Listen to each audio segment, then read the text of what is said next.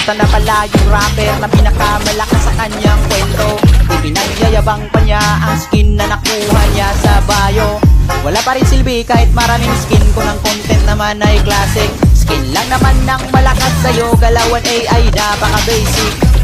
Sa classic panalo, pero kung rank game may talo. Kala ko ba malakas ka? Try mo ngang i-core sila muna. Top global mo na hero, idol na kita pag nagawa mo ito sa rank game. Pagkalaban ay napagod game, mga bara mo'y di nakakasugat. Ang babaw mo pa sumulat, di mo kumasisilat dahil baliktad ang gamit mong sibat. Huwag ka nang mandamay ng ibang tao, sana nakuha mo yung punto. Di ka malakas boy, di ganyan mag-rap ang Pinoy. Yo, kayo ay kamusta? Balita ko kalaban ko'y may dagdag na isa. Yung isa na gustong umisa di makaisa. Isa sa kuko na bawat isa ng mag-isa.